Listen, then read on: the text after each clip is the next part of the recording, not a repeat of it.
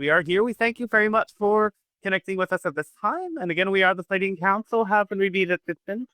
Hello. Yes, there is a question that cropped up this morning. I was listening to the radio.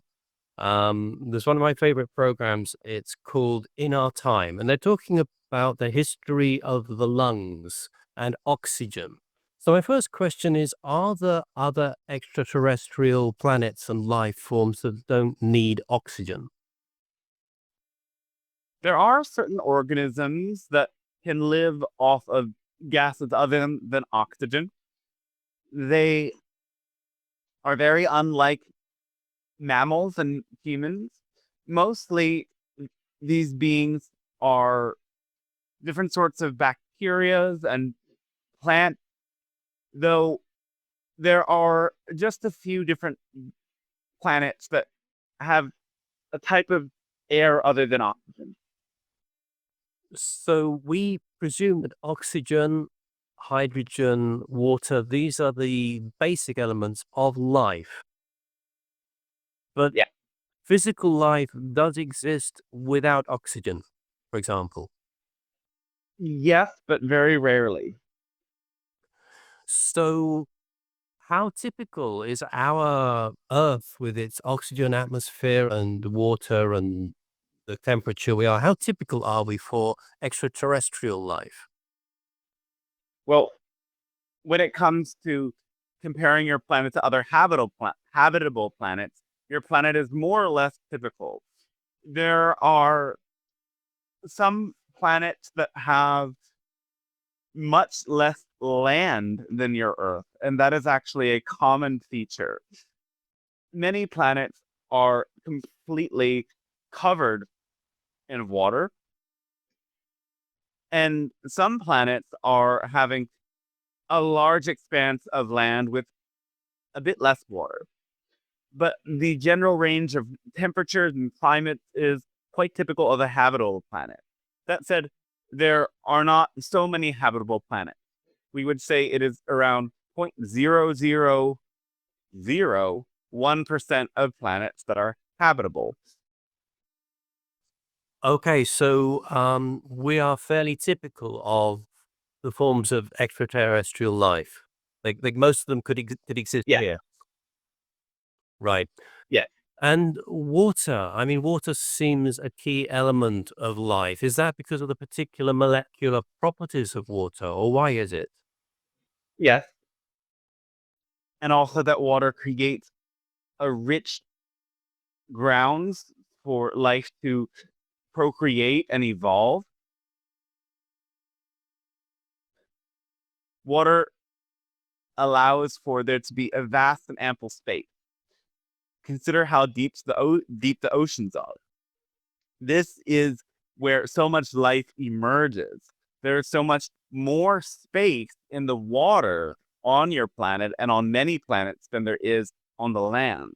And so it is a much more rich melting pot of energies that allows for life to emerge.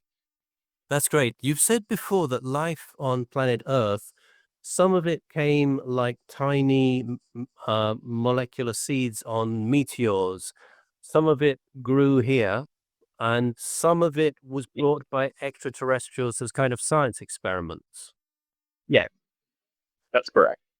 That's what you've said. The mainstream says that it's evolution and nothing came from outside, although they are starting to say maybe some meteors brought some kind of bacteria or something. What does the mainstream got wrong? Well, we would outline it in this way, that initially there was a particular group of meteors that came bringing the initial forms of life that came to evolve. Though there were a couple different meteors that brought other forms of life that are very different. So, for example, octopi and certain mollusks were not on the original meteor group. And so, as life emerged from these different meteors, and evolved. Yes, some of these creatures moved to land. Some of them moved to land and then back into the water. Some of them stayed on land. And yes, there were different sorts of civilizations that emerged on Earth and disappeared.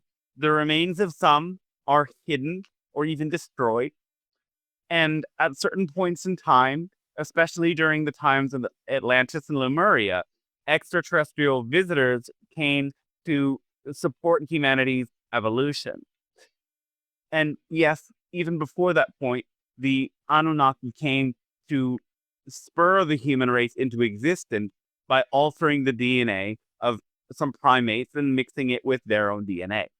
And thus, that is how humans themselves emerge. And yes, on occasion, there were genetic experiments on animals as well. Was that before Atlantis and Lemuria, the experiments with animals? Both before and after and during. Okay. The mainstream idea is that there was no atmosphere, and then plant life created oxygen as a waste product, because oxygen is quite big Yeah. stuff. So that's true, yes? Yeah. And Correct, yeah. and that's also a pattern on extraterrestrial worlds, that oxygen is the first thing as a byproduct of early plant life forms. Yeah, that's correct. And then there's a second stage on Earth and on extraterrestrial planets where life forms, where creatures that move, that are not in the soil like plants, need the oxygen, and they take that waste product and breathe it and use it for motion and growth. Yes. Right, and that's everywhere, much the same. Yes, quite similar everywhere. The scientists quite recently have worked out that dinosaurs had different kind of lungs. So they know this because birds have lungs that work in two phases. The bird breathes into multiple air sacs, and then when it takes the next breath, those multiple air sacs go through little tubes. That's a very efficient form of lung. So they found that dinosaurs have these small tubes in their bones, some dinosaurs, not all, that they breathe in this way. Yeah. So there's at least two different ways of using the oxygen. There's the bird's way and the human mammal way. What about extraterrestrials? Do they have these two ways or different ways yet to discover for taking in oxygen? Well, yes, there are the blue avian who are bird-like extraterrestrials, and they also have that bird-like or dinosaur-like breathing pattern. There are certainly other extraterrestrial groups as well, and generally, those you consider Pleiadian, Syrian, will breathe more similarly to humans, or at least yes, Pleiadians are more similar to humans. Syrians have their own sorts of breathing patterns that is both mammalian and amphibian. So they can breathe in different ways according to whether they choose to be inhabiting the land or the sea. Their body has many different ways of shifting and adapting to their different temperaments and different states of being and consciousness. Okay. And the lung tissue does not survive as a fossil, but they've found these microtubes where they say, well, some dinosaurs had a breathing system like birds and other dinosaurs didn't. Well, they were entirely different genetic groups, yeah. What was the origin of these two kinds of dinosaurs with their two kinds of breathing? Evolution brought it so that certain dinosaurs would have more of this bird-like breathing because it facilitates quick movement and adaptability, whereas other dinosaurs that needed to be more grounded would have a more typical lung development. And none of this was brought from extraterrestrial sources. It was all evolution here. Yeah, it's quite natural. So the disaster that killed the dinosaurs, if that hadn't happened, or in parallel realities where that hasn't happened, the dinosaur life form was the dominant life form.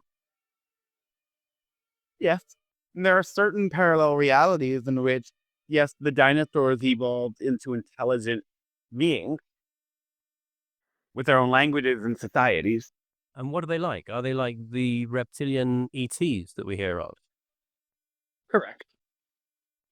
When we hear of the... Again, yes, go on. No, you carry on. You carry on.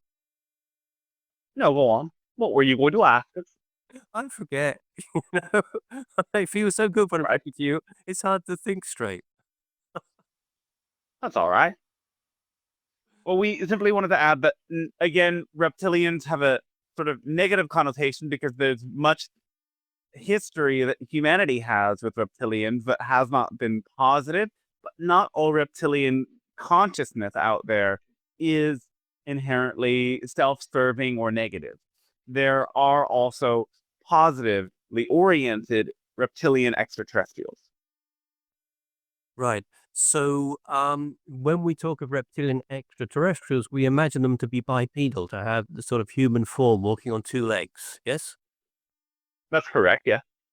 So, is that a natural evolution that would have happened from the dinosaurs? Yes. Why?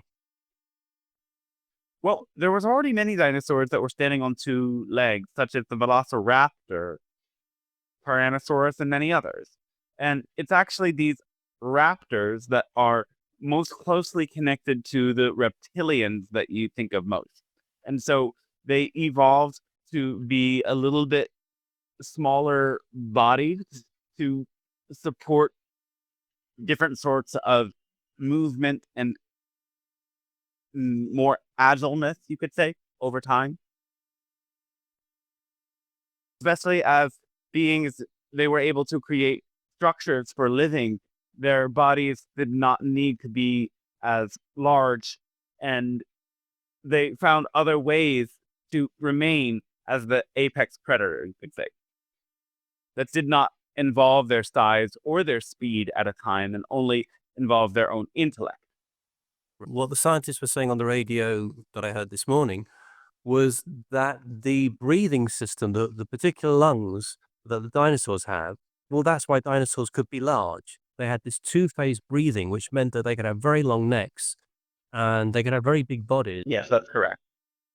So how big do extraterrestrials get, and how do they cope with the breathing to get oxygen to the extremities if they're rather large? Not all extraterrestrials are huge. Mm, Often 2 meters is about the maximum height for certain extraterrestrials like Pleiadians. The larger height allows us to have more perspective and to stand tall. And to be too big would become perhaps burdensome in many ways. And this height allows us to have the maximum benefit, you could say. Okay, that's great, but a lot of beings evolve so they don't need the physicality anymore. Well, there are what you consider quasi-physical beings, and these are beings that exist at that dimensional threshold or that threshold of densities that allows them to express their form as physical when it serves them and as non-physical when it serves them. So this shift is, yes, literally bending the fabric of space and time. It's changing one's core vibration to be able to express in different ways. Generally, as beings shift from physical to non-physical and back to physical, they retain the same physical form, though there are beings who are capable of shape-shifting and creating different physical forms. This shape-shifting is part of healing all the time. So there's no such disease as any injury or trauma to the body is healed through this shape-shifting. Yes, beings over periods of time will have drastic changes in their appearance, though in short periods of seeming time, these changes are minor. And in non-physical, they get to explore much, much more. There are, of course, forms of consciousness that are, in a sense, still extraterrestrial because they are connected to planetary systems and solar systems, but don't have a physical form. And these beings of light are often present and come to your world to support your process as well. So this shape shifting sounds very magical to us, but surely they are still constrained by certain laws of biology and physics. They still have to breathe oxygen and have lungs and these kind of things. Yes, when they are in physical form. Right. So they don't reinvent completely new ways of existing like our science fiction might think they would. They are adapting, they're shape shifting, but not to extremes. Most of the time, yes. Some things that they do are rather extreme, but it's not necessarily bending the laws of physics, but they are bending what you think is biologically possible at this time through different adaptations and through that, again, ability to change form or shapeshift. Okay. A moment ago, we talked about the maximum size of beings, saying the dinosaurs were bigger than us because they had special ways of breathing. And you said there's a maximum size of kind of 2 meters is an ideal. What about small beings? Are there any really small extraterrestrial beings? Yes. Yes, there are. How small? Well, the Greys, for example, average around 70 centimeters often. They had to shrink and shrink and shrink through their process as they became deprived of light and deprived of many things that fed their original human form. And as they became what the beings that they are now, they lost a lot of different features of the human form. One of them was height. And this was again because they were lacking many features that the surface offered them. One of these features is light, but they also lack greatly nutrition, and they lack the proper means of caring for and exercising their body. And yes, if you don't use it, you lose it. And this caused their form to become smaller, smaller, and much weaker, despite their vastly enhanced intelligence in some regards. Some regards, and not others. Yeah. So, Yeah. so there you're speaking about the Greys that are a future evolution of an offshoot of humans. Yes? Yeah. You've also said other Greys have evolved elsewhere. Yeah. Because the Greys, again, initiated the hybridization program, and they spliced their DNA with that of humans. So there are also Greys. They are the first hybrids created. And so they are a mix of the Greys with the humans, and so they have the Grey features, but they are significantly taller. Many of them are actually human height. All right. Okay. So are you saying that all of the Grey civilizations originated from Earth humans, or some originated from other forms elsewhere? Most that you're in contact with originated from Earth humans. But because there's many different human-like beings out there, there are other forms of Greys within this galaxy yet. Okay, that's great. Well, I think we'll draw this discussion to a close unless there's anything you'd like to make as final comments. No, that will be all for today then, yeah. Okay, that's a great discussion. Thank you so much. All right, thanks, and gratitude to you as well.